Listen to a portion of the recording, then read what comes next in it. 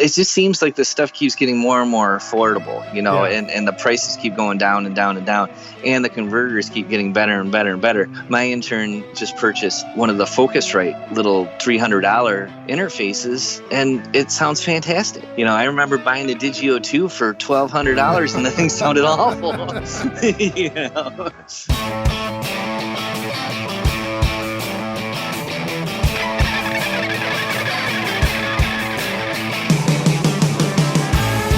Welcome to Recording Studio Rockstars. I'm Lid Shaw, and this is the podcast created to help you become a rock star of the recording studio. Today's episode of Recording Studio Rockstars is sponsored by Roswell Pro Audio, maker of handcrafted microphones in California. Inspired design and impeccable attention to detail will help you capture a gorgeous vintage sound without the vintage price tag. Check out their beautiful line of microphones at roswellproaudio.com. You may already know that using true analog gear is one of the best ways to create a great record. Yet increasingly, we live in a digital world, recording and mixing inside the computer. So what if you could have the best of both worlds? Tegeler Audio Manufaktur is bridging the analog-digital divide by creating high-end analog gear like the Schwerkraftmaschine compressor and the Raumzeitmaschine reverb, whose knobs you can control remotely using a plug-in in your DAW.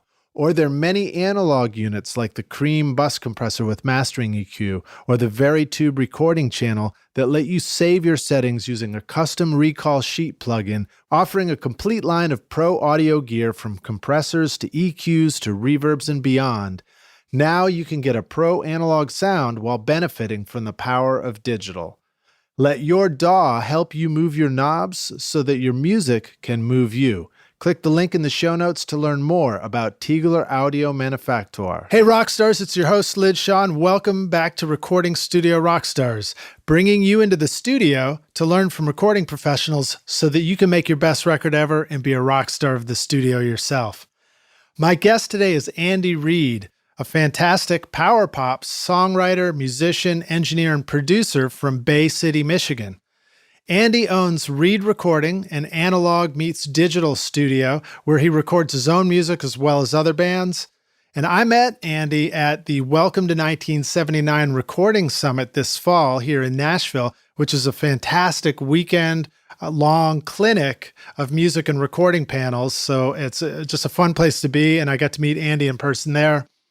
As an artist, Andy writes and records with The Legal Matters, a very cool power pop band. I know I'm saying power pop, Andy. You kind of, you can steer me another direction, but that was my first reaction listening to your cool music.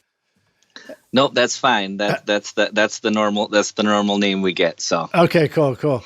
And you guys reminded me a lot of Elliott Smith. That was a reference that came to mind right away. And you've also recorded and toured with the Verve Pipe as a bass player. Andy also loves to compose for film and has a great video on his site explaining his film composition process. I'll include a link to that in the show notes too, so you can check that out, Rockstars.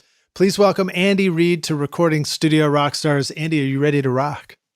I am. Thank you for having me. Well, dude, it's a pleasure to have you here on the show. Like I say, it was fun to meet you at Welcome to 1979. Of course, in that environment, we all meet each other very quickly, and it's like, you're lucky if you get a moment to just actually get to know somebody.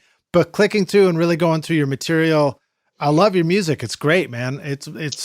I love power pop, so I'm a big fan of it. Well, thank you. No, I appreciate that. Yeah, it's kind of a whirlwind weekend. I mean, there's so many like-minded people there, which is great. It's kind of like a small fraternity of sorts that I look forward to going every year because I meet different people, and then you see the people that you've met from years prior, and it's a great way to connect and keep in touch with like-minded engineers. So I encourage anyone to look into that because it's very inspiring, and it kind of gives me the fuel for the next year. It's Indeed. that moment of just like, oh yeah, this is why we do this. This is so cool. So I don't miss them.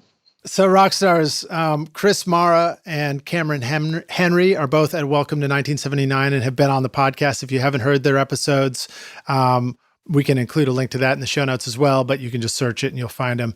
They're great.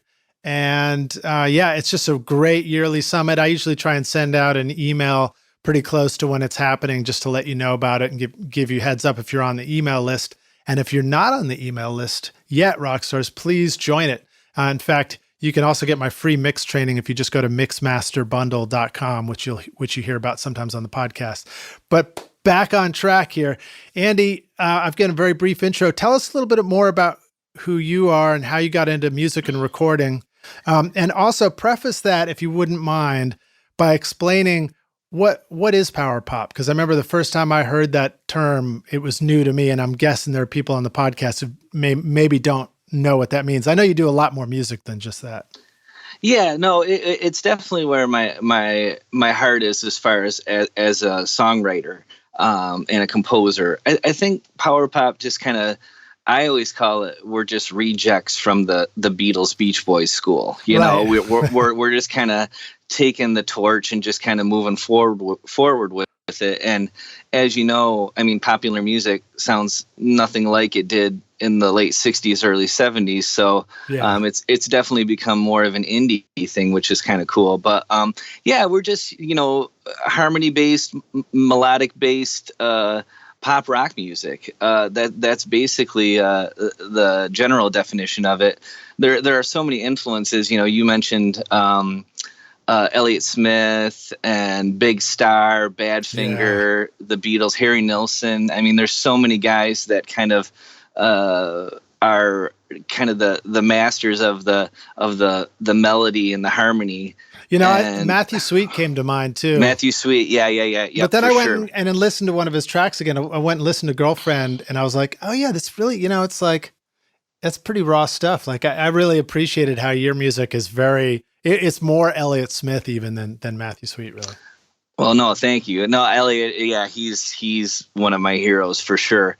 And tying into that, the first record I ever did was in Detroit, and this is how I got into kind of recording in the first place, was with Brendan Benson, who now lives in Nashville. And Brendan, if people don't know, he's a power pop artist, but he's also in the Raconteurs with Jack White, and had a couple records out with him, and that was a little more rock in there. But originally Brendan, from up your way, right? Yeah, so he lived in Detroit. He had this great big mansion on East Grand Boulevard, about a mile away from the Motown Museum, which is Hitsville, USA, the studio there. So, and this is, you know, I was writing songs for 2 years and had never made a record at all. And he was someone who I had already liked his music. So friend said he was, you know, had a studio set up and an 8-track 1-inch MCI machine, and you know, my band the Haskells, we went there and did a record with them, and that's when it hit me, the bug. You know, he's such a fantastic musician and engineer. He's extremely creative, and I'm like, oh, this is where the fun is, you know. Yeah. And it really just, you know, sunk its teeth right into me, and he was great and explained all the stuff he was doing, and really kind of nurtured that side of all my questions, and it was a great experience. So that's what really got me into recording. And then, you know, I went home and bought like an ADAT and started from there. So it looked in the videos like you have a cool Tascam machine now. Is that right? I did. Yeah, she's kicked the bucket, unfortunately. Oh, no. Yeah. I had that one for a few years. I've had about 5 tape machines over the years, and right now I am without, actually, which is rather sad. But you know, digital has done such a good job. I just recently bought some Burl converters, and that's really helped me be happy just with the digital side of things, you know. So, you know, I have some nice microphones and some nice preamps and compressors and stuff. So I'm really trying to use Pro Tools as a tape machine, if that makes sense, to where, you know, getting people to commit to tones and commit to ideas, and just saying, you know, and let's print them. Let's not do the fix it in the mix thing. I think that's one of the things that drives me nuts about modern recording, is that people wait to make decisions and just, throw a bunch of crap on there and then sort it out later. I feel like if you make those decisions in the moment, that might even influence a cooler idea later. I don't know. It's just kind of I love all my favorite records were made on tape, so I try to keep some of that method true if I can. Well, it could be that, making decisions and committing to things, even if you overcommit to things, creates slight problems that you then have to respond to. And that's what makes art cool, I think is like dealing with things. Absolutely. Yeah. Problem solving. I mean, that's basically what we do. We listen to what's given to us in the room and we're like, how do we get that to translate into audio, like playback? That's it. You're 100% right. I think that problem solving is 99% of what we do, which is kind of cool. We got to figure it out. That's also the choices we make is where the art comes in too, Yeah. Well, so I like to ask guests on the show to share an inspirational quote, kind of kick us off, get us excited about hitting the studio. Have you got anything you'd like to share with us? Yeah. One thing that always grabbed me right away, was I'm a giant Brian Wilson fan, and there's this quote I always see floating around where he says, "I am not a genius. I'm just a hardworking guy." Nice. And that floors me because obviously he is a genius, but one, he's humble about it.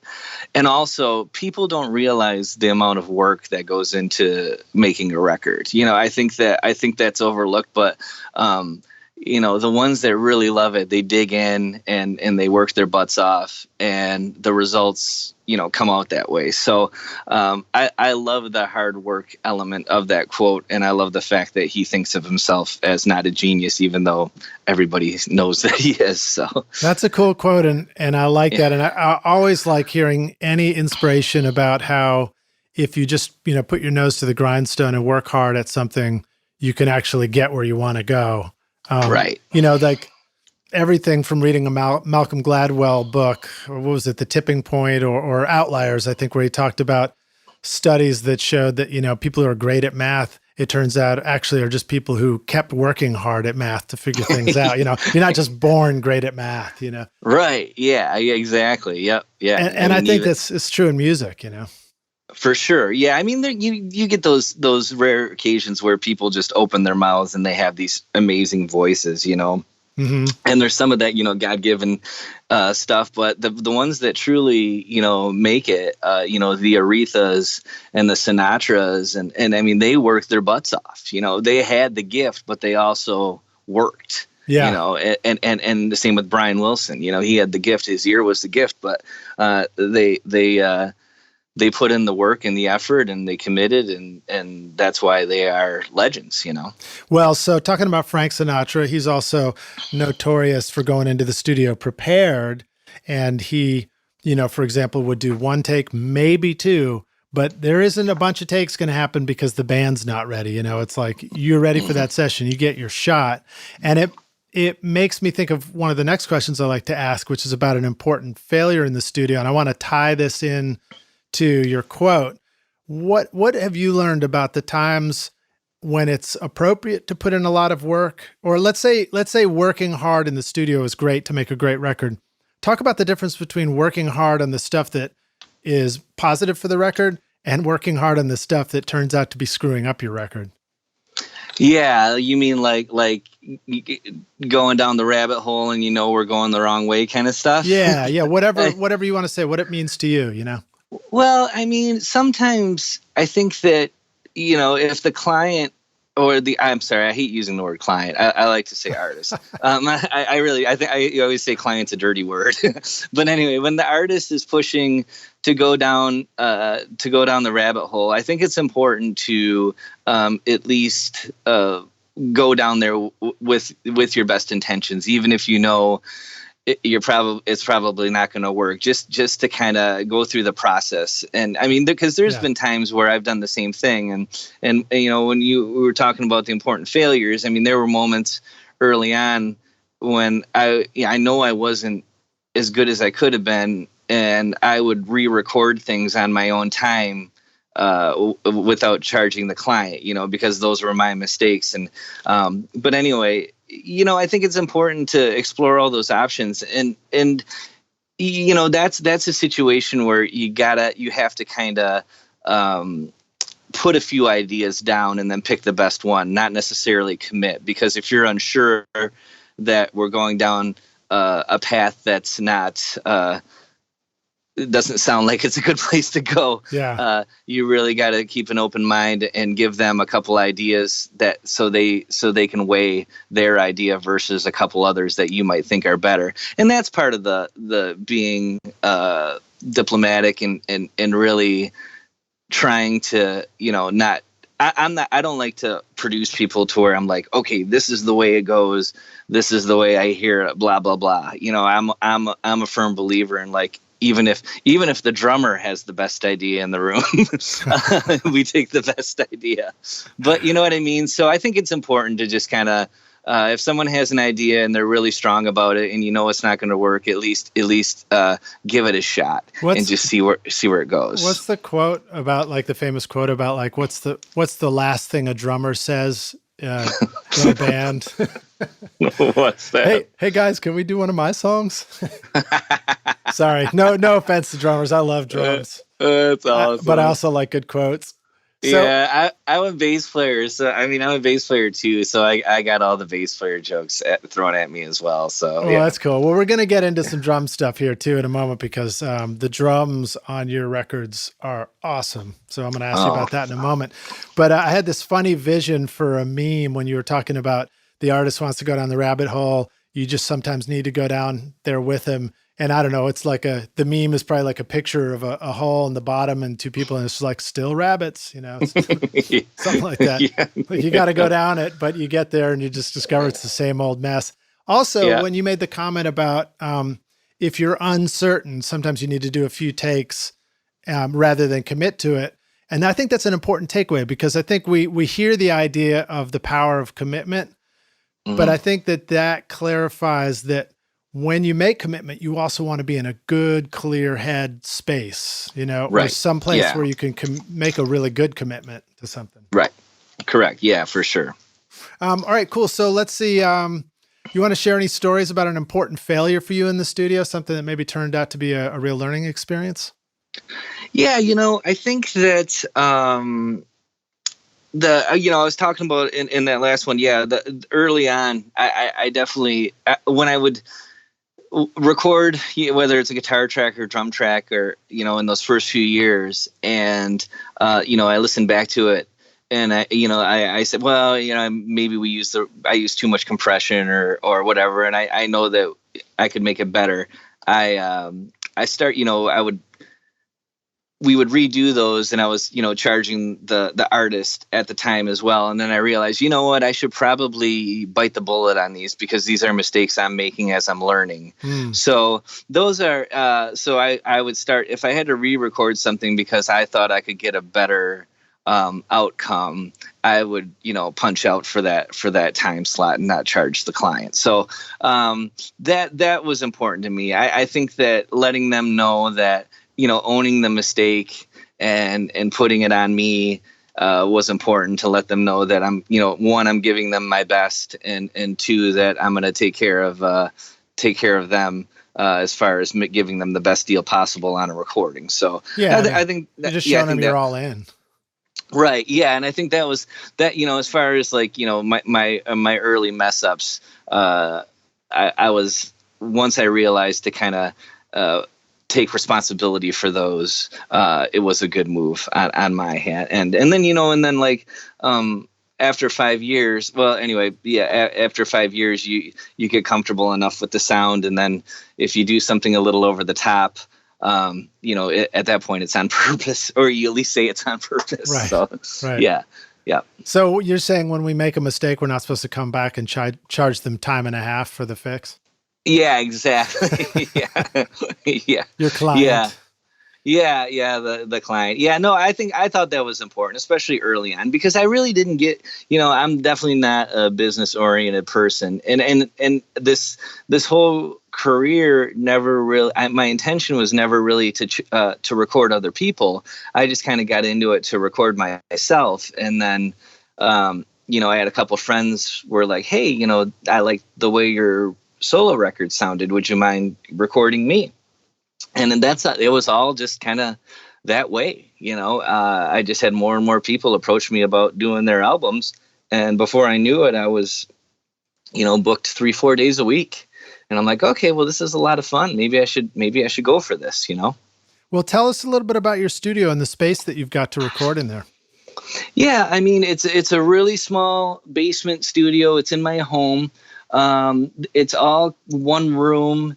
And, I have my little station set up with my rack of gear, and it's kind of sideways. So it's really nice so I can see the band when they play.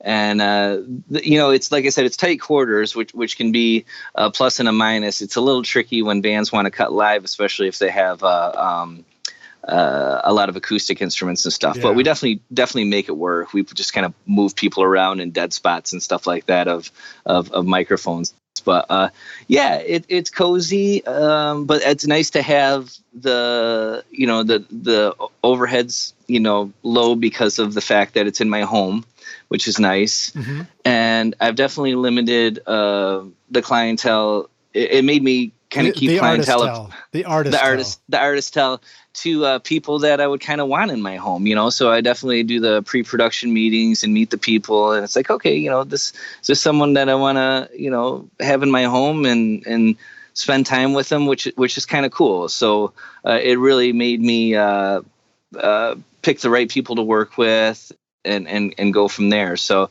it's worked out. I've found a couple spaces around town.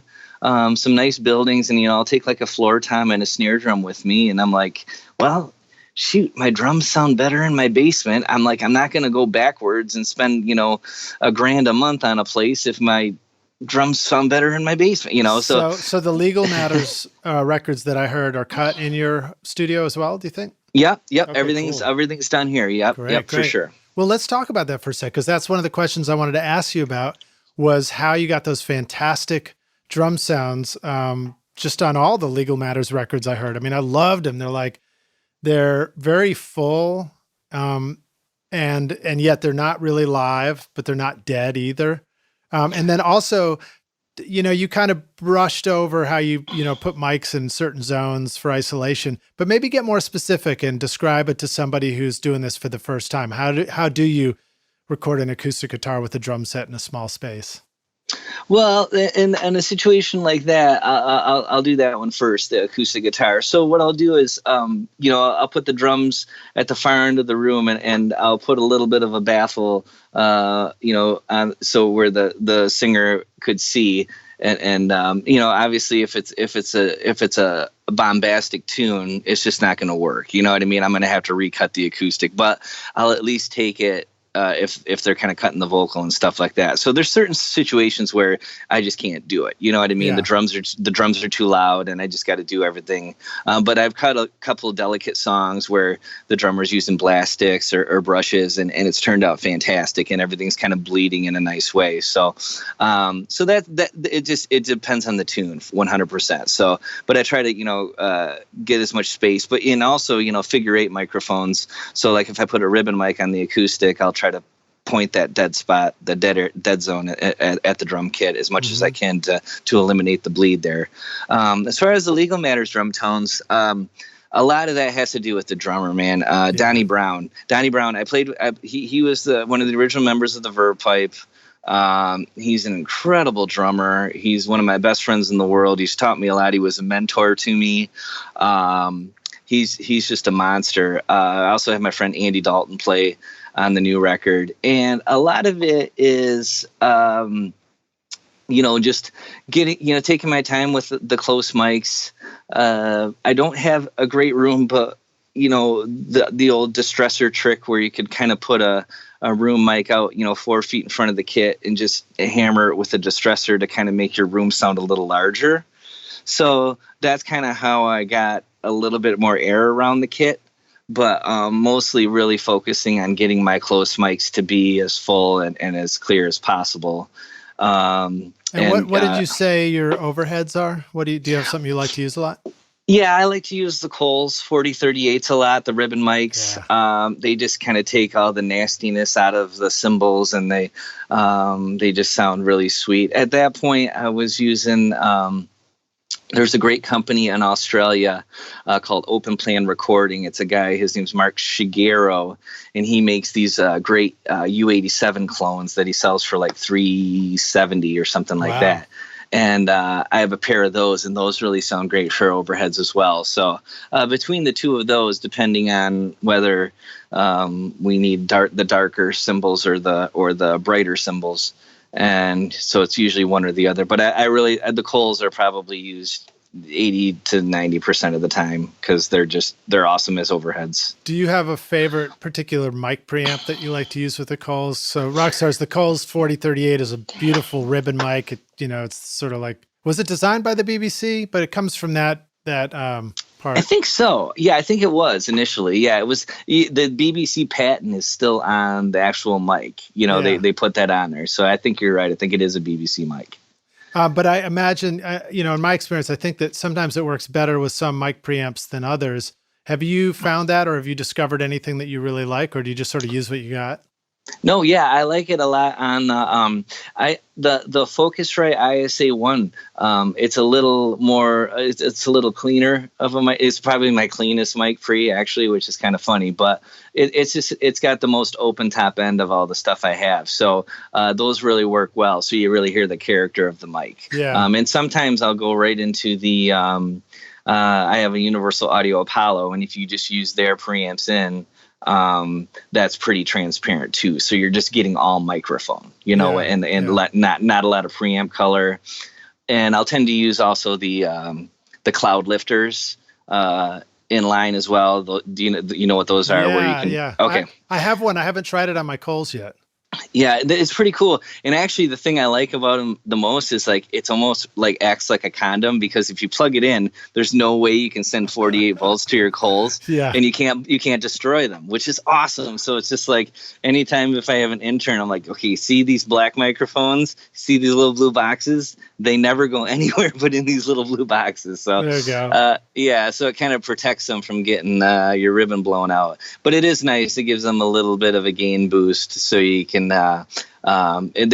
work really well. So and you can use those on like lower output mics like an RE20 or an SM7, and other than ribbon microphones, and they do a really good job of getting giving you more gain without getting that noise from the preamp being cranked. Yeah, right. All right. So now, what about close mics on the drums? What do you like to? Anything you like to use regularly?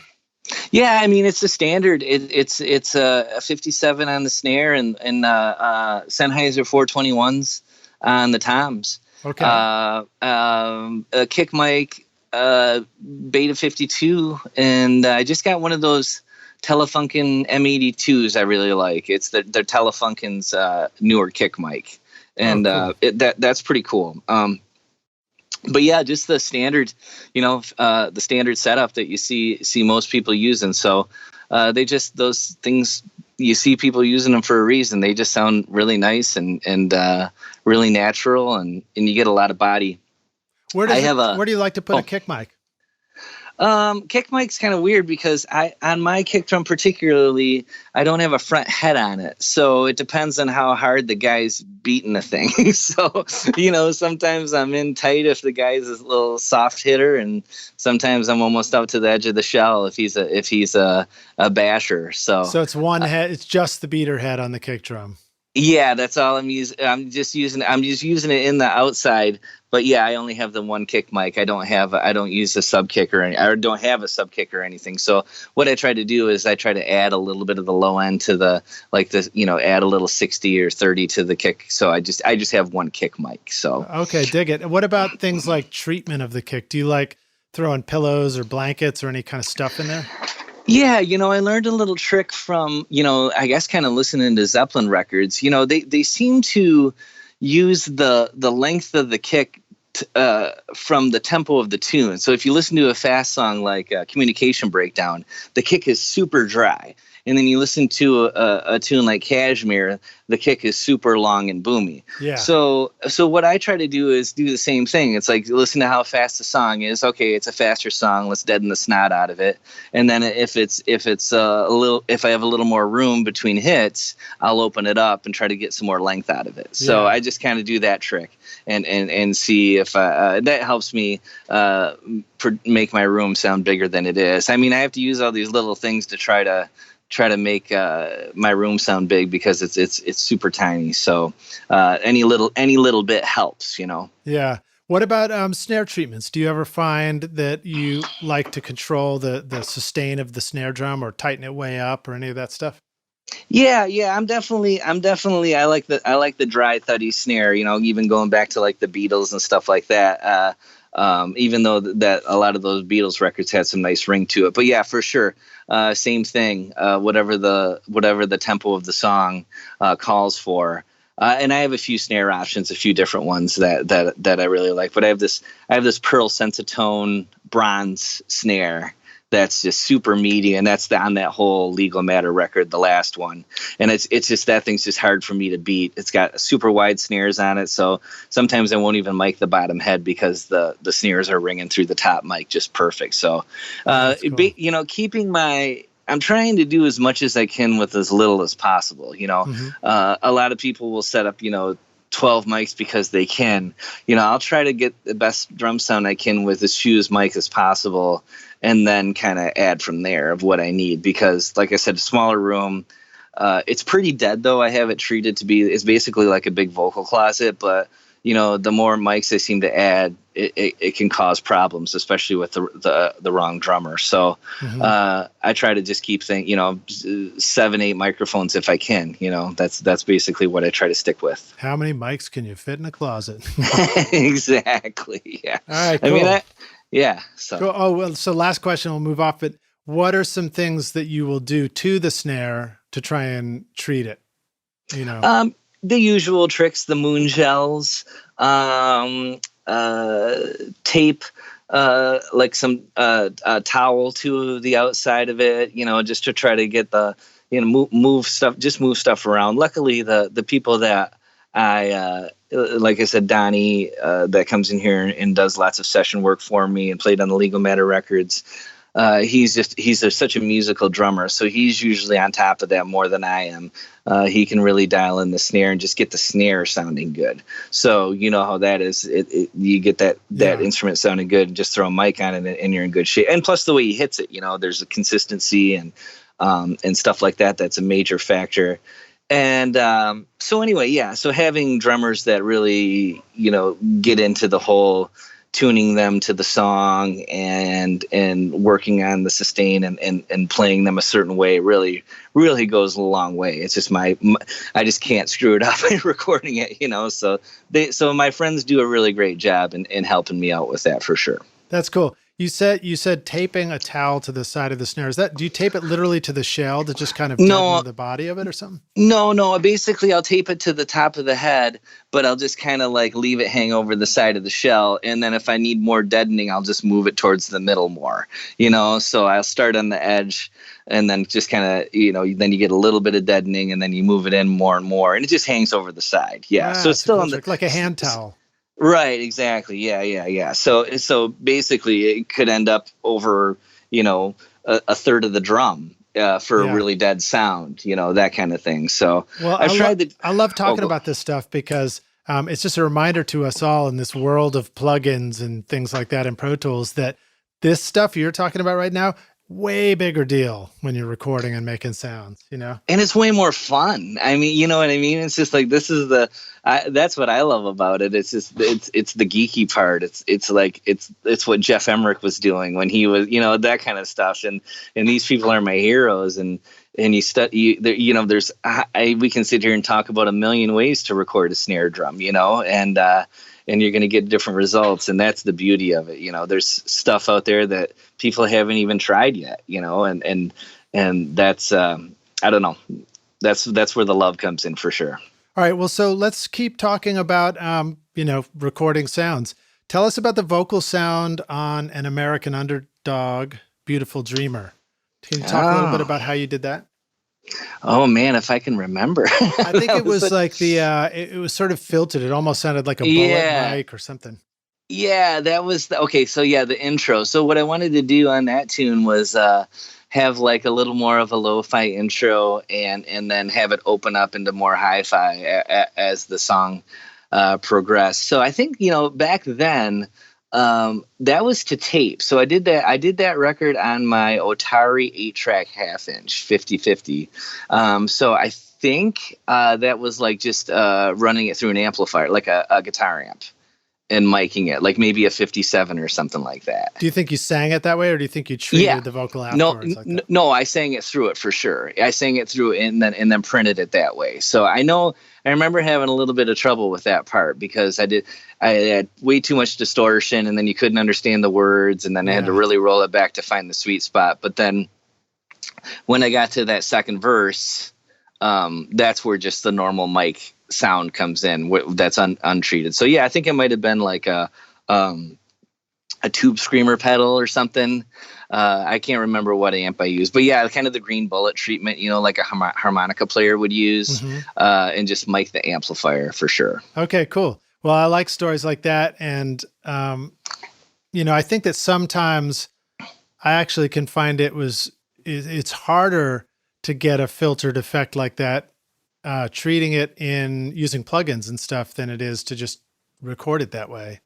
I guess it's give or take. Sometimes you can do it either way, but it's just, again, it's that reminder of sometimes if you can just get that sound originally, that's the right way to do it instead of saving it for later. Yeah, for sure. And then, and it also, like I said earlier, it affects the stuff you do after. So when I had that committed distorted sound for the front vocal, I really dialed in my main vocal to sound just like an extension of that, but just cleaner. So I really worked on dialing in my, so it's like almost like I just turned the distortion pedal off or something. I don't know. It's just sometimes I feel like those choices that we make can influence the rest of the sounds that you will do later. And sometimes they influence it. You could add a phaser to something and you're like, oh my gosh, that's so cool. Maybe we should do something with the phaser on the guitar and the out, or something like that. And those early choices can be cool and help you along the way. So I want to also ask you, how do you stack vocals to get what I would call that kind of big Elliott Smith pop, where power pop description comes from, vocal sound, and what can we learn about that process of stacking vocals and building up a big vocal sound? that's I'm still learning. That's just such an experience. Well, the cool thing with the Legal Matters is the main three guys, myself, Chris Richards, and Keith Klingensmith, were giant harmony nerds. So we always treat the vocals as one of the main instruments of the song. So rather than just, the background vocals just being in the background, we're like, okay, we love to sing. Let's make these a dominant part of the tune. So we really, really think about that. And we think about the arrangement a lot. And that's one of the first things we try to tackle. So, as far as recording it's a lot of fun because we kind of are composing the parts as we are recording them. So we'll sit here and talk about it. And generally the process is we'll find like one main, and this is the background vocal, one main melodic part for the background. And then the other two are the support vocals. So we definitely double everything for the and that's where you hear the chorus, the Elliott Smith thing for sure. We will double each part. And then, as far as panning goes, sometimes I'll do the hard split left and right. And there's a fantastic, fantastic reverb. It's my favorite reverb on the planet. And it's in the Altiverb, the Audio East Altiverb. And it's the cello chamber. It's the cello echo chamber, which is like the famous echo chamber from I don't even know what it's called anymore. Is it called cello again, or is it Ocean Way? East West? Did cello become East West or something? I think it's East West again. It's changed names like 5 times in the last 10 years. But yeah, it's that echo chamber, which is like it just has a beautiful sound to it. So that tends to be and what I like to do, and we were talking about treating it like one instrument. I'll definitely take all the elements, whether it's like, 8 or 10 vocals or whatever, and then I'll send them all to like a stereo aux, and then I'll treat them as one rather than just putting an EQ on each one or putting a compressor on each one. I'll treat them as one complete part, and then that way it gives it a little more of a collective feel, and a little more of that glue effect, and that's basically it. We just really, the composition is the trickiest part for us, like I said, because we're not really a live band at all, and we when we do these songs, we're building them from scratch. We don't even demo them, we just kind of record them. Our records are our demos, so we're cool. Composing all these ideas together in the room on the fly. So it's a lot of fun, but getting things to kind of come together in the end, it does take a little bit of trickery to get them to kind of blend together. So. And as far as panning goes, you said you might just pan them all to the left and all to the right. Would you put the one sound on the left and it's double on the right, or do you think you might put both on the left and then the other part on the right? Yeah, it really depends. So if you want like a big open like a big, glorious moment, I'll definitely do like the hard left and then the double to the hard right. You know what I mean? So it's this big open thing. And then sometimes it really depends if there's an organ part or something in the same frequency range on the right side, I'll put them all together on the left side and stuff. So it's really just a matter of where the hell we have space in those songs. Mm-hmm. You know how that can go. It's just like when you're mixing a track, you're like, okay, I thought I had everything. Where the heck are we going to put this now? Well, there's nothing over here at 10 o'clock. So let's put something in there. So it's a matter of just where they lie in the scheme of the tune for sure. But really, really focus heavily, especially on those legal matter records, on the background vocals. That's kind of and all that project is just a fun project for the three of us.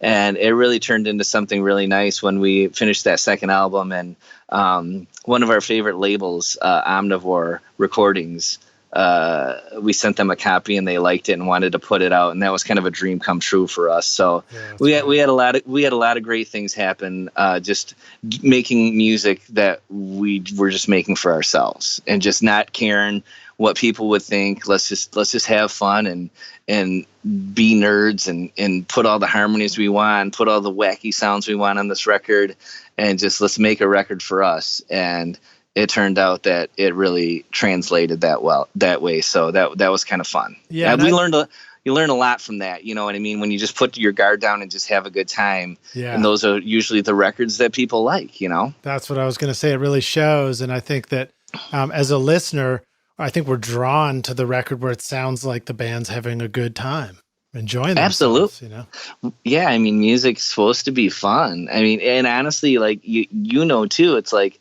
from all the recording experiences, even the records that I like to listen to that I work on with other artists, it's like the ones that I had a great time recording are the ones I listen to, Mm-hmm. So it's I think that's an important part, and that I try to sell that. Like I try to, when people come in and meet me and ask about recording, I try to tell them, it's like, okay, the light at the end of the tunnel, the CD, the whatever, the record, I'm like, that's all fine and dandy, but it's like, but the best part is the process. I'm like, you got to enjoy the process. It's like you don't go play golf to say you shot a 78 or a 79. You go for that 5 hours of hanging out with your buddies and having a few beers and enjoying the scenery. It's like, treat your recording like that. Have a good time, enjoy it, and be in the moment, and not just say, oh, I got to get these guitar parts done because they're on my list. That kind of stuff. So some of us just simply don't go to play golf. Yeah, I know. I'm just using that as an analogy, but you know what I mean, though. I think people just lose sight of that, and it's like, we're making records. It's like, how cool is that? That's no doubt. And I'd really try to sell the experience rather than just the CD or whatever the finished product is. So I think that's important, especially for a lot of the people that I record are, this is their hobby or their extra thing to do. So I really want it to be enjoyable for them. I always like to say that the thing I enjoy the most is getting to spend a day in the studio with my friends making music. I mean, it doesn't get a whole lot cooler than that. Right. Yeah, I'm 100% with you. And you share an intimate moment, like when these people choose us to record their music. I mean, they're really trusting you with a lot. And it's like, so they're saying, be my friend, and you end up becoming closer because you're sharing this intimate thing and working on their babies with them, and it's really cool. So yeah, I can honestly say that every single person I've recorded, I've ended up becoming friends with, which is great. So you also have some great wobbly guitar solo effects and things like that that kind of go with this pop sound. Talk about great ways to use guitar pedals. How do you like to approach getting interesting guitar sounds and choices for making a record? Yeah, I mean, there's so many great options these days. One of my, it goes back to your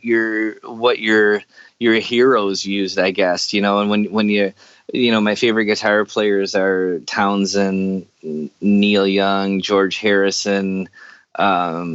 There's a lot of different. That's a wide palette of guitar tones, Yeah. And I think sometimes when someone says, "Oh, it'd be great to have an organ on this," it's just like, well, let's make the guitar sound like an organ. You know what I mean? Stuff like that. So it's like, I don't know. I guess it's kind of just an approach. So I mean, I have a few different distortion, or not distortion, but guitar effects laying around. I really like the electro-harmonic stuff. The clone theory is one of my favorites. That's the super wobbly guitar solo, and like I'm Sorry Love on the Legal Matter stuff. I have a Mooger Fooger phaser, which I absolutely love on anything.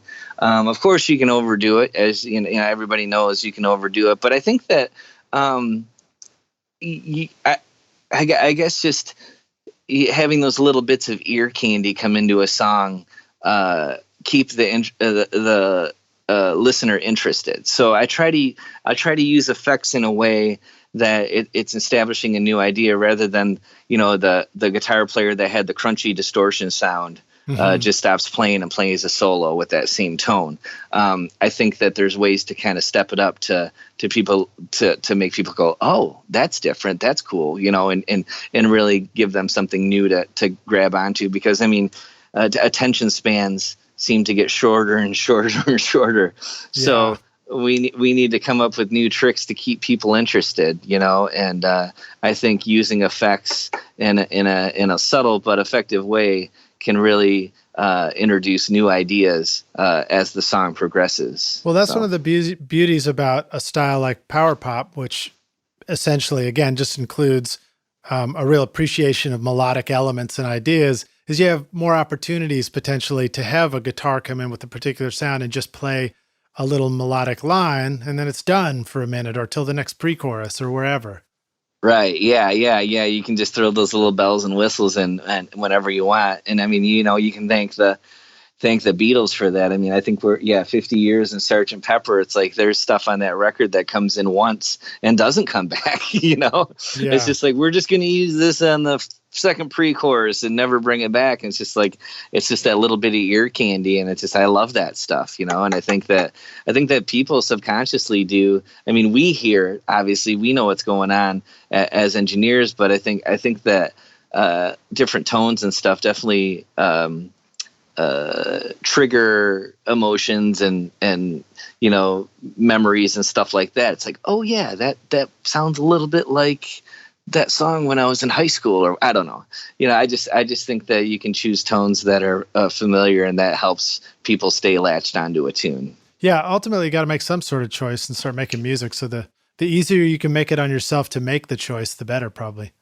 Yeah, for sure. Yeah. So it's just, I just like the effects, and it's basically, like I said, for fun and just a different color option. I'm definitely a fan of records that each song is its own thing. Whereas, if not knocking Green Day, but like you listen to a Green Day record, it's the same drum sound, it's the same guitar sound, it's the same bass sound for most of the record. It's the sound of a hit, dude. It's the sound of a hit. I know. It's why I don't have any hits.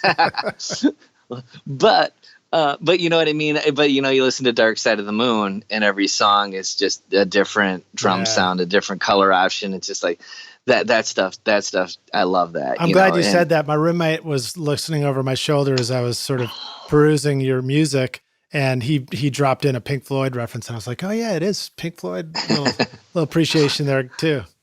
awesome. Yeah, no, that's cool. I just, I'm a fan. I'm a fan first, a musician second. So I mean, anytime I can kind of lay something down and put a smile on the face or the face of my buddies that are in the room, that's mission accomplished. Yeah. All right. So So I forget. I think I skipped over this one line in the intro. I accidentally didn't mention that you also played bass with the Verve Pipe, and so I thought I'd see if you could share a story about recording and playing with the Verve Pipe. yeah, that was a fantastic experience. When I joined the band, they kind of had a little resurgence because they started putting out a couple like family albums, like kids music. Like They Might Be Giants has been doing it, Nice. and a They few Might Be other Giants has always been doing kids music. right. Yeah, they're so good at it. And so at that time, the Verve Pipe, their fan base was, having kids. So it was perfect timing. So I kind of latched onto that around that time, and that was a lot of fun. And we got, my first trip was kind of interesting. I'll share this story. We were, I had been doing like fill-ins and stuff like that. So my buddy Donnie calls me and he's like, "Hey, we have this tour. We're leaving tomorrow for this East Coast tour." And I'm like, "Oh yeah, have a good time, man. It'll be a blast." He's like, "Yeah, our bass player just called and said he can't go." And I'm like, "Oh, that stinks for you." He's like, "We need you." And I'm like, "What?" I'm like, "I don't know the songs." So I had to learn a full rock set and a full kids set in the van on the way to the East Coast. Wow. And before the show. So that was how I kind of got into the band. They're like, "Okay, if he can pull that off, he's probably all right." So, I mean, I'm not saying it was great, but I definitely bailed him out. But, so then we got some nice festivals because of the kids stuff. We got to play like Austin City Limits Festival and, hangout festivals. So we got to do a lot of cool things that I definitely never would have been able to do with my own music. So to kind of experience that treatment for a little bit was a lot of fun. And I had a great time doing it. Like I said, the drummer and I are really good friends, so we got to hang out a lot and enjoy ourselves. And then when I had my kid, when we had our daughter in 2014, I gave it a shot for a couple months, and then I'm like, I don't want to miss anything, and I just kind of want to stay home and do the studio thing. So, and the nice part about it was as well, I was definitely a hired gun kind of thing. They could have done much better, of course, but but it was nice. I didn't have a ton of stock in the band, so it was really easy to say thank you guys for the opportunity, and I had a blast, and I'm definitely still buddies with everybody, and it was cool. It was cool to kind of get a little bit of that ride as a musician and enjoy that side of it. Well, so now you're back in the studio with family. You're not hitting the road anymore. Let me ask you one more question, then we'll take a break and come back in for the jam session. But I know one of the things that you've done from your studio is do some composition for film.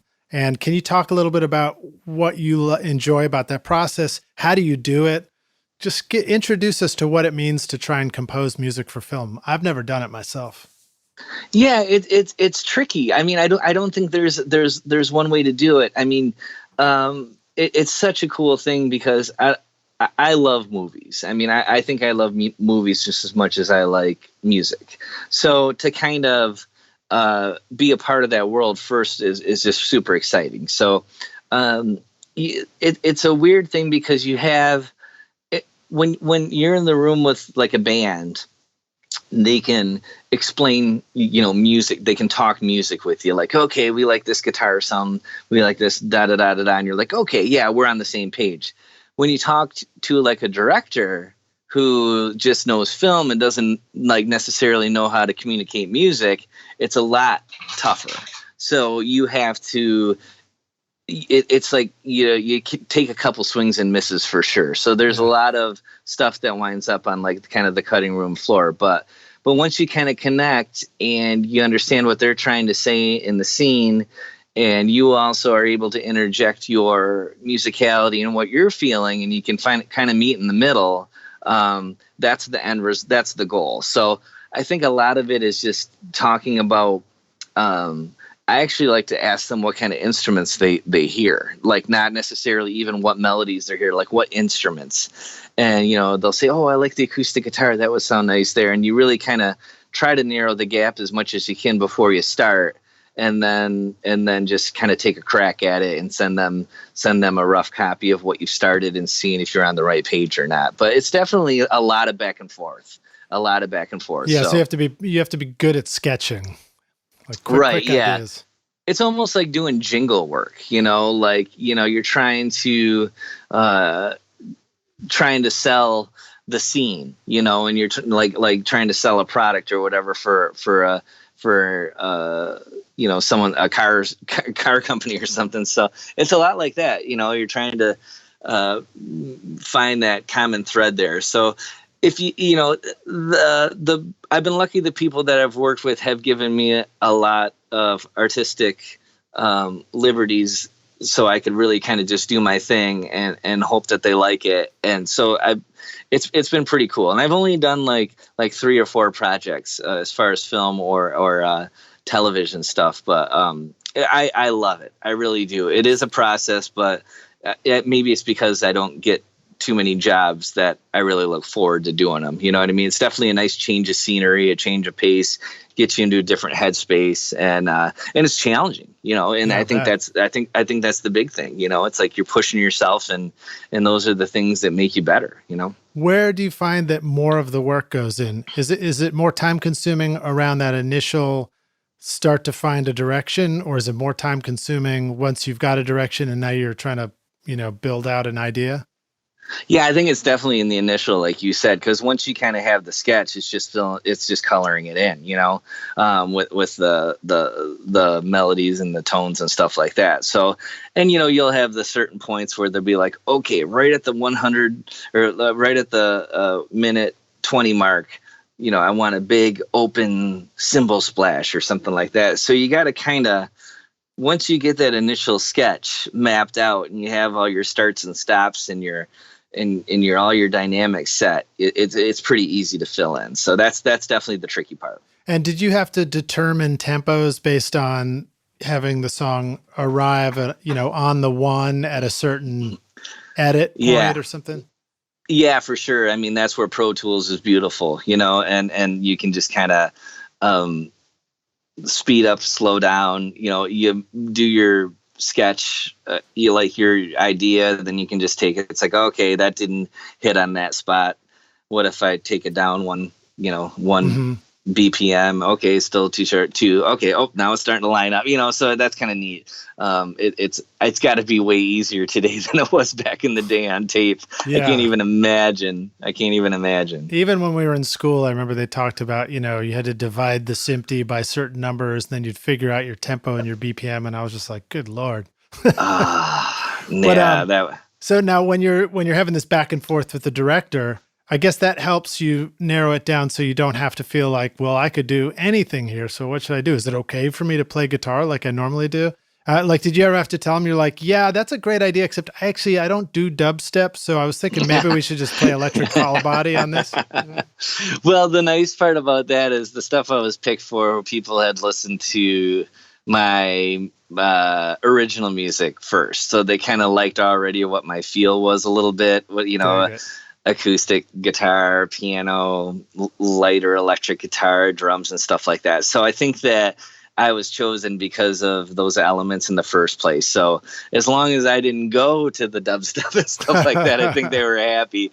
But yeah, so that's kind of neat. So, already you have that, a part of that meeting point, because they did choose me for that reason. So, okay. Another question for you, last question about it. Films can be long. Did you load the whole film into one Pro Tools session? Did you break it into shorter bits that were around that one piece you were going to write? What's the right way to approach a collection of songs like that? Yeah, the stuff I've done, we've done it in like chapters, and they actually have split it up for me, like this is the first movement and this is the second movement, that, so usually it's split up. Okay. And, one thing I did was a television series that were 30-minute episodes and stuff. So everything I've had really was able to be divided nicely. So I never really had that monster hour and a half, video thing, which my computer would have died at the moment. I just got a new computer. I had the same PC for 8 years, but it would have died if I loaded that in. So. Well, yeah. Let's take a break. We'll come right back in a moment for the jam session. Rockstars, I want to remind you that you can find links to all the stuff we're talking about in the show notes. If you're on your mobile device or on your computer, just click through and I'll have YouTube links to Andy's awesome music, and you can just go check it out. So we'll see you in just a moment for the jam session. Roswell Pro Audio brings you microphone design that is out of this world. Endorsed by a growing list of artists and producers like Phil Collen of Def Leppard, Ross Hogarth, who's recorded Van Halen, Ziggy Marley, and the Doobie Brothers, and Super Dupes, working with Drake, Mary J. Blige, and Eminem. These are all rock stars that have discovered just how great Roswell microphones sound. Check out the Mini K47, which uses a capsule modeled on the one in the vintage U47 at a street price of only $299, or the beautiful Delphos condenser microphone with a capsule tuned like the vintage U67 with great clarity and far lower noise at a street price of only $899. In fact, you are hearing my voice right now on the beautiful Delphos microphone. These mics are carefully crafted by hand and immediately feel good even before you plug them in and hear how great they sound. These are well-built microphones that will last you and your studio a lifetime of great recording. Check out more audio examples of these awesome mics at roswellproaudio.com. Rockstars, we're back now for the jam session. My guest today is Andy Reid, and we're going to jump in with some final questions. Andy, are you ready to rock? Or ready to jam, rather. Sorry. I am ready to jam and rock. All right, dude. So when you got started out in recording, what was holding you back? Confidence for sure. Not wanting to do wrong by people. But as I stated earlier, I started this by friends coming to me and asking me to record. It's just like, it's one thing if you screw up on your own recordings. It's another if you screw up on your friend's recordings. So definitely the confidence was the hardest part, but they helped me kind of build that up over time. Yeah, and you talked about sometimes just taking it on your own dime or time to fix the things that you needed to go through as part of the learning process anyway. Right. Yeah, exactly. Yeah. So I think that was the big issue for sure. I wasn't, and I wasn't sure that this is what my calling was or whatever, I had no idea what I was doing at that time. So, I mean, I can say that right now too, but yeah, it definitely confidence for sure. It was my biggest thing. And it sometimes still is, there's times where I know I could go for more and I should, and there's different things holding you back. But, I have a lot more on the plate now with family and stuff like that. So I got to play my cards a little closer to the chest. So you got to work smarter, not harder. Right. Exactly. So when I was going through your music and I, my number one reference for researching something like this is always YouTube these days. So I apologize for the limitations of that, but there was, I think it was a compilation record with a great title, You Are the Cosmos, which, that's the label. Yeah. Oh, that was the label, is You Are the Cosmos? Yeah, it's a label out of Spain. It's a power pop label out of Spain. Yeah. Yeah. So Rockstars, that's a reference to the Chris Bell record, I assume. Right. Yeah, exactly. Yep. There's another Big Star thing. Yeah. It's a label out of Spain. It's a vinyl only label out of Spain. And they had approached me to put out, kind of like they wanted to call it Greatest Hits. I'm like, well, none of them are hits except for Thunder Island, but I didn't write that one. That's just a cover. So I'm like, can we call it something else? And he's like, well, why don't we call it An Introduction to Andy Reid? I'm like, okay, perfect. That's way better. So yeah, it's called An Introduction to Andy Reid, and it's a label out of Spain, called You Are the Cosmos. And do those recordings sort of go back? Is that sort of like a through your solo career too, or is it all more recent stuff? Yeah, it's basically 2008 through 2015. So I done a couple solo things. An American Underdog record is technically a solo record. I just didn't want to put it out under my own name. So there's a couple songs on there from that. And then I put out an EP in late 2015, and it's got a couple songs off that. So yeah, it's just a kind of a hybrid record of just solo work. And then the Legal Matters thing is completely none of that stuff is on there. Those are only available on the 2 full-length albums. Nice. Well, I guess I felt like I could hear a real progression of sound just listening, like hearing the Legal Matters records, and I felt like I was hearing your evolution of sound in your studio, which was cool to hear, Well, I appreciate that. Yeah, no, thank you. I mean, that's one of the things. That's a nice thing also about recording yourself. It's like you can be such a great guinea pig for trying things. Like I said, even to this point, I'm still a little more courageous on my own stuff, because if I screw it up, it's just like, okay, I'm just letting myself down. So you can learn some tricks that way that you wouldn't necessarily try if you have someone in your room at an hourly rate. You just want to get them a good sound and make them happy. So that's the nice thing about still working on your own stuff. Totally. Actually, I have a course that I put together recently, and it's out now, called Rock Stars of Drums. And the whole premise of it is that same idea. It was prompted by my own desire to originally learn more ways to record and mic up the drum kit, because I felt like I was getting stuck doing the same old thing, because I'd be working with an artist in the studio, and I was like, well, I just better do what I know will work.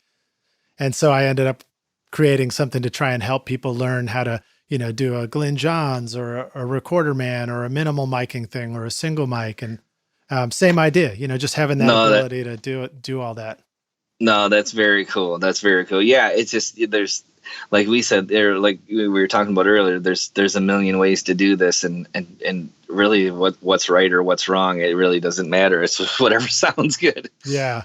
Well, and so Rockstars, if you're curious about that too, just go to rockstarsofdrums.com and you can check that out. But let me go to the next question. So share with us some of the best advice you received in the studio.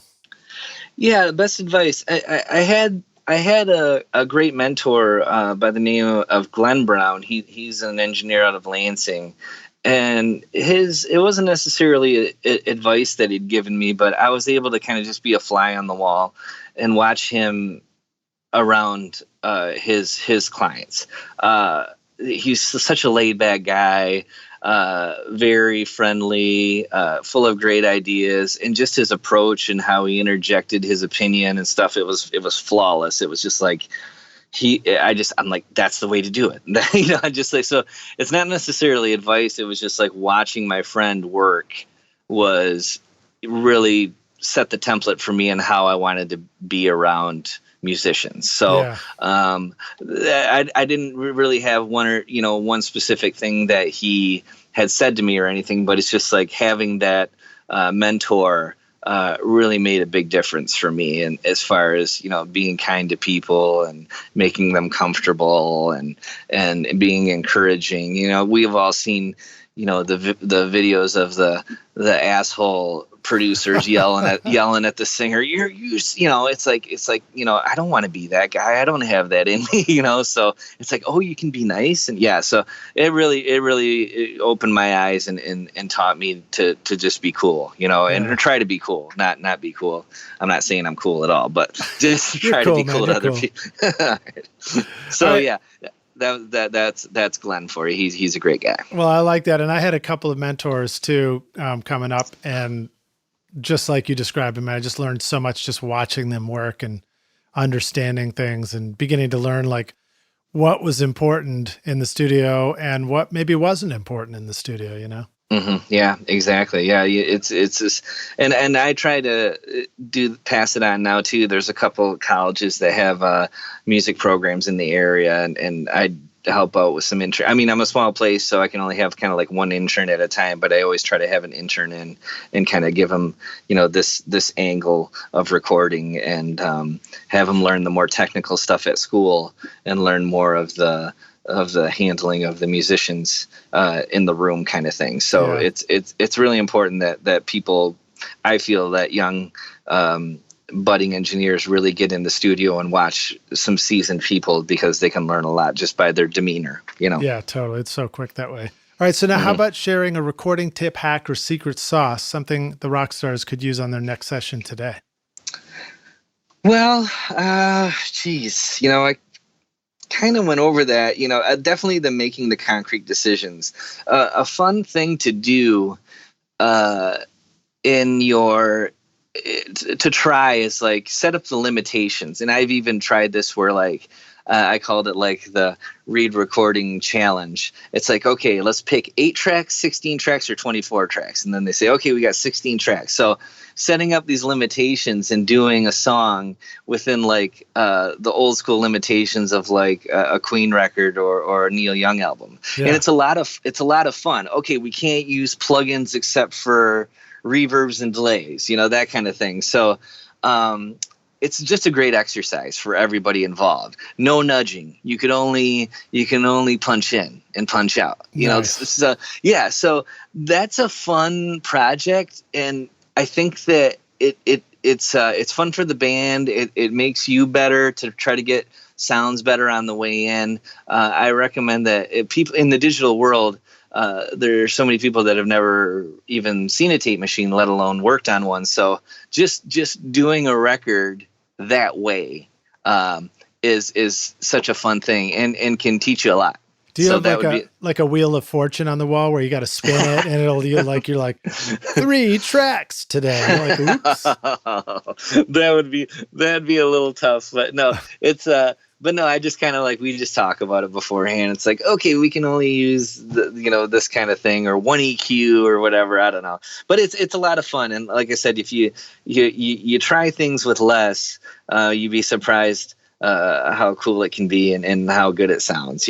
So we live in a world with unlimited options now, and it can be overwhelming. And I think people can overdo it. So just kind of pulling it back and getting a little more primal with it. It's a lot of fun. Primal. All right. So now how about sharing a favorite hardware tool, something physical you like to have for sessions, just makes your sessions better?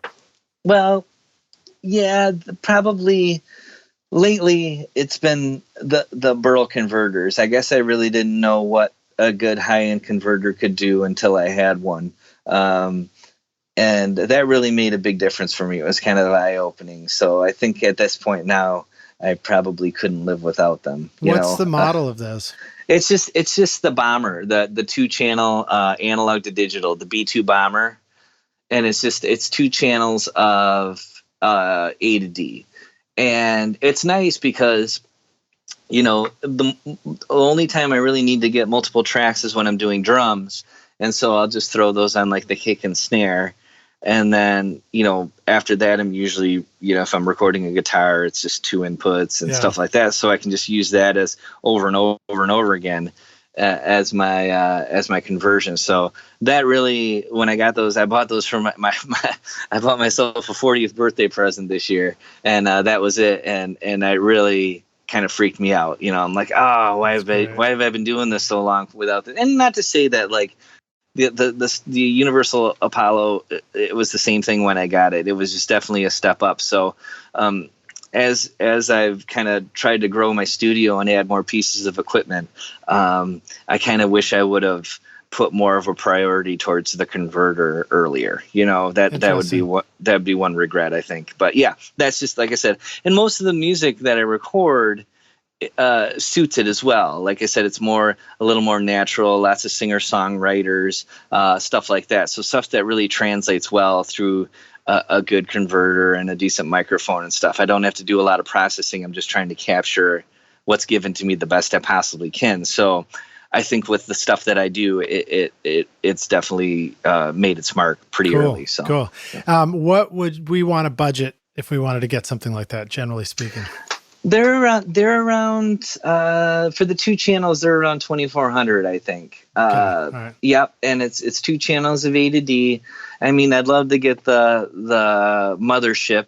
I mean, you've seen people talk about those, but I think they're like, 20 grand or something like that. I'm like, well, yeah. I guess I'll just have to live with two. But I mean, I know Antelope's making great stuff. I mean, it just seems like this stuff keeps getting more and more affordable, Yeah. and the prices keep going down and down and down, and the converters keep getting better and better and better. My intern just purchased one of the Focusrite, like little $300 interfaces, and it sounds fantastic. Yeah. So I remember buying the Digio 2 for $1,200, and the thing sounded awful. I remember rocking the Digio 1. I still got one upstairs. That sounded better than the O2. It might have. Actually, I just listened to a record I did with Will Kimbrough on the Digio 1, and I was like, man, that sounded great. Yeah, no, the Digio 2 was horrible. I don't know what, but I mean, that was the thing that was out when I kind of got into Pro Tools. Yeah. So, Yeah. I went for it. Well, let's jump forward. Share a favorite software tool or something you're excited about you want to tell the rock stars about. Well, I'm a big fan of the Distressor. I'm a huge fan of the Distressor, I should say. I have one rack piece. And lately we've seen these plugin versions of them come out. Slate did one.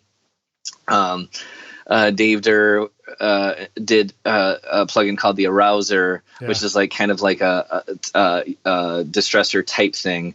But Universal Audio just released their version of the Distressor, and it's freaking me out how cool it is and how accurate it is. Wow. Yeah, so I mean, I've done a couple A/B tests just to my ears. I love it.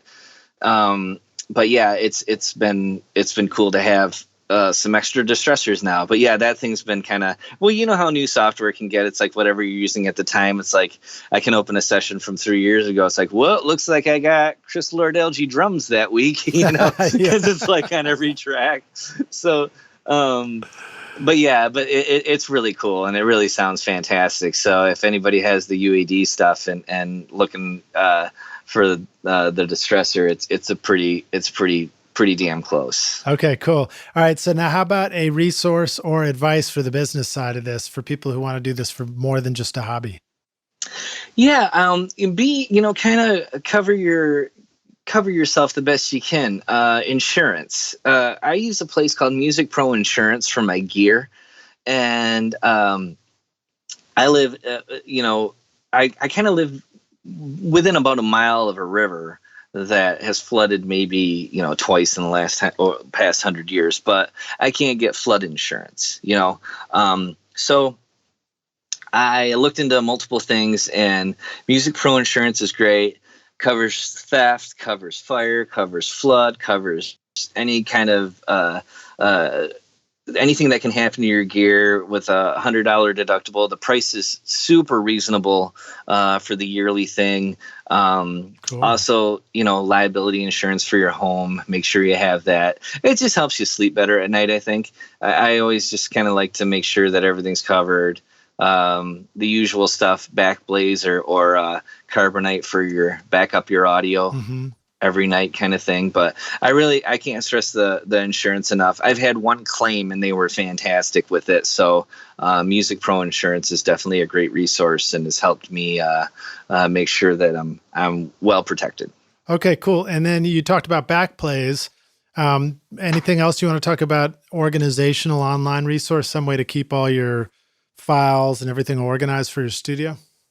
Yeah, I mean, the Dropbox is a great one too, because what I try to do now, and it used to be, burning CDs for everybody, but at this point now it's just like if I start a new project, I'll just get everybody's email and tell them to download the app and just put all the mixes in there, the current mixes at the end of the day. So, in my Dropbox, it's all my current projects and the most current mix in each band's folder. Yeah.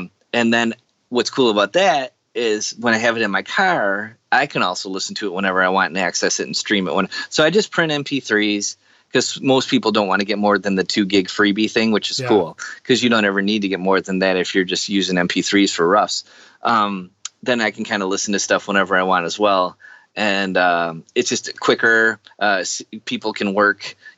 Sometimes that last 20 minutes of session time is burning 5 CDs for the band, and we can work another 20 minutes working on music and just dump the files in the Dropbox. So that's been a great resource in keeping everything organized for the bands, letting them know where everything's at, everything's numbered nicely, and they could be like, oh, I like mix 4 better, oh, I like mix 5, and they're all right there, so we can just all look at them and reference them whenever we want. And Dropbox will let people add comments to the file too. Yeah, that's very cool. Yep. So you could have people give you mix notes directly on the file itself in Dropbox. The only thing that frustrates me about Dropbox is that if you have a folder and it's got 5 mixes in it and you want to just listen to them back to back in the car, you have to keep like restarting it, and it feels dangerous as hell. It does. Yeah, no, I know. I'm with you on that. They should have like a play all feature or something. There was an app I found for iPhone once. I think it was called like Cloud Play or something, and you connect it. You point it at your Dropbox and it will play, but I never use it. I just go to Dropbox. Well, I'm going to look into that because I'm always trying to play stuff from that thing, and it's the same thing. I can't. It's pretty dangerous. Got to wait till you're at like a stop sign or something. But and they what did they just? I mean, I don't know if it was last year or the year before, but they went from their $100 a year account went from like 100 gigs to like a terabyte or something. Yeah, I filled up my computers immediately. yeah. So that's kind of cool. So it's a great deal, man. I mean, and it's just it's the future. It's so easy. Everybody's got a smartphone now, so all they have to do is download the app. Yeah. And they just have their mixes right there. So that's pretty cool. Totally. All right. So now last 2 questions and we'll get off here. Okay. They're both hypothetical. This one, imagine you had to kind of start over. You move into a new town and you needed to get a simple setup for recording. You needed to find musicians and people to make music with. And you needed to make ends meet somehow.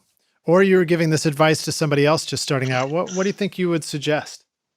Well, I think, the common, I met a lot of people working at a music store in my area, and some of them actually turned out to be clients in the future that I worked with. So artists. Sorry. Yes. Artists. Anyway, but yeah, I would probably try to go apply at the local music store or record store and at least to start trying to make ends meet, Yeah. And then, go watch bands. Of course, that's the old usual thing. You buy someone a drink and introduce yourself and the meet and greet, that kind of thing. As far as like, I like I said, I was impressed with that little Focusrite, thing that my current intern had bought, and it was like $300. I'd probably buy one of those and a couple MXL microphones and get to work.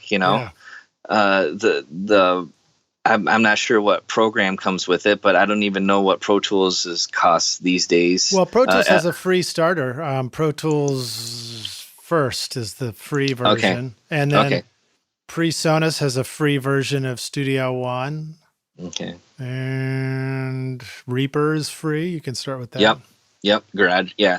Yeah. So, I mean, hustle, I guess that would be the thing, is just get out there and meet as many people as you can. And I think the cool thing too is like, I definitely like the concept of not necessarily doing it for free, but maybe offering like one song for free just to kind of get someone in and get the hooks in and just say, hey, I'm trying to do this. Do you mind being my guinea pig for a day? And then if you rock them, then they might come back and pay you, Yeah. Lost leader. Yep. They call it in the biz world, right? Yeah. All right. So, well, that's great, man. You answered all 3 of those. Then last question is also hypothetical. We're going to take the Wayback Studio machine, and Andy, you're going to go back and find a young version of yourself, and you get to you're going to go up, approach yourself and give yourself one bit of advice. You say, here's the single most important thing you need to know to be a rock star of the studio yourself one day. What advice would you go back and give yourself? I would probably say to get going earlier. I didn't start till I was late. I didn't start playing guitar till I was 18. I didn't start getting into recording till I was about 21.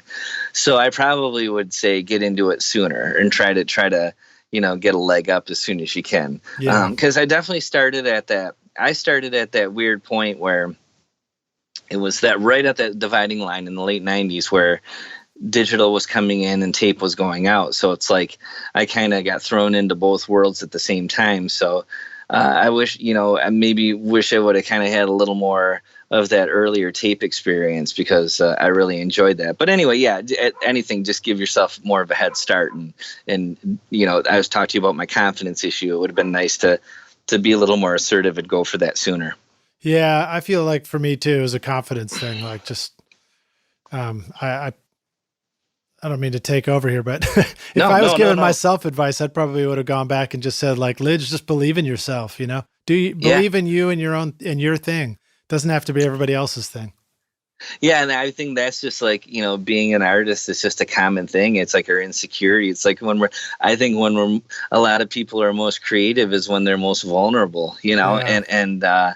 Or when you feel like that's another thing with Brian Wilson. He said, he's like, I feel like I'm, when I'm challenged and these people the Beatles would release Strawberry Fields. It's like, that's what made him, go in and do like Pet Sounds and Good Vibrations and all that stuff. It's like, he felt like, oh my gosh, they did it. They beat me to it. So what am I going to do? And then he goes out and he pushes himself. So yeah, I think that's just part of art. And I think that's a good part. Yeah. But definitely, work harder at a younger age, get moving at a younger age would have been what I would tell myself for sure. Nice. Well, very cool, man. Thank you so much for being on Recording Studio Rockstars with us. It's been a blast hanging out with you, getting to know you and hear your music. Let the Rockstars know how they can find you and follow you online and listen to more of your stuff. Yeah, my main website is reedrecordingco.com. And that's kind of like a one-stop shop. It kind of has links to everything, the legal matters. It has some of my links to my solo stuff in there. It has a way to get a hold of me for the studio. And so I try to make that the one-stop shop. I'm on Facebook. The Legal Matters has a Facebook page as well. But yeah, just reedrecordingco.com. That's the place to go. Nice. And it just occurred to me that, Rockstars listening to this, you may be aware now at this point, like I said, of me suing the city of Nashville for the right to be able to work and record, make a living from my home studio. And It just occurred to me that if I had a band write a song about my struggle here, it would be the Legal Matters, right? There you go. It would be. We might have some collaboration in our future. Hey, I'm on board, man. I'm in. No, that sounds awesome. And congrats to you for doing that, man. I know that a lot of people are behind you and it's an awesome thing. Yeah. Thank you so much. Well, again, thank you for being here. Look forward to seeing you again in person. I hope I get to come up and see your studio in Bay City, Michigan sometime. And look forward to meeting you in the studio again. All right. Thanks, Lidge. Thanks for having me. I appreciate it. All right, man. Cheers. Yep. Take care. Thanks so much for listening to Recording Studio Rockstars. If you enjoyed the show and want to help make it better, please leave a rating and review on iTunes to help reach more people. You can click directly over to iTunes or go to recordingstudiorockstars.com/review for an easy explanation. And if you want more free content, all you have to do is text RS Rockstars to 33444. Again, that's RS Rockstars to 33444, and I'll keep you in the loop with articles, videos, and podcast updates. And I'll let you know about any upcoming giveaway offers, all totally free. Thanks for listening. I'm Lidge Shaw, and this is Recording Studio Rockstars. Now, go make great music.